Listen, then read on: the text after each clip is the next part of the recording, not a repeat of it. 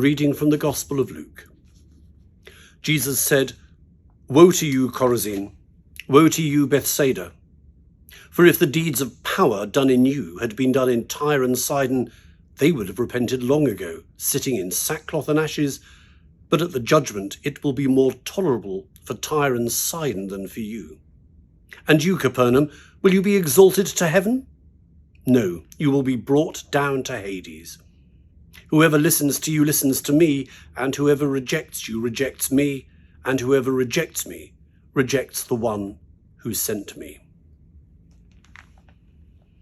Most of you will be well aware that I have been a frequent visitor to the Holy Land and had the privilege of taking many groups of pilgrims there. And the groups of pilgrims that I take follow an itinerary that is fairly evenly divided, really, between looking at ruins and looking at fairly modern churches built on sites to commemorate events from the Gospels.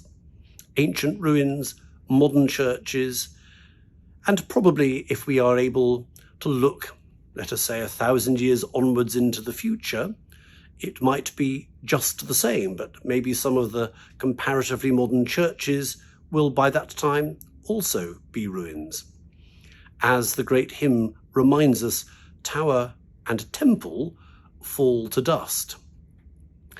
Jesus, in that stern passage where he rebukes the so-called cities, for which probably you and I would think villages, as Jesus rebukes these places and communities in their cluster around the Sea of Galilee, he's rebuking a mindset that is not one which wishes to partner with God in mission and ministry to the world, is not a mindset that is keen to follow Jesus and show Jesus' selfless and inclusive love to the world.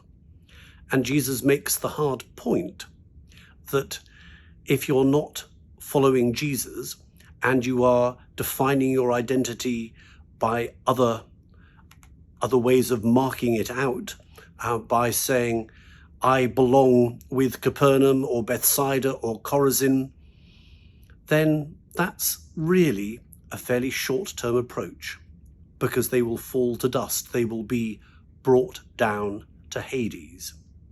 Jesus calls us to follow a unique path in a unique way.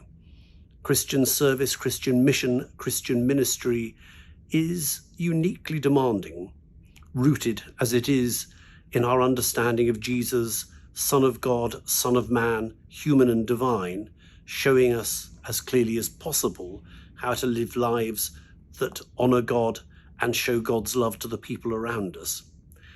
That's sometimes not going to earn us any favours from the world, but as an option, it is the only option which really leads to the avoidance of ruination and short-termism, because those 3 cities around the Sea of Galilee sit there as ruins or as the possessors of a modern, temporary creation, but they do not speak to the eternity of God's love, which is what we are called to follow and to share.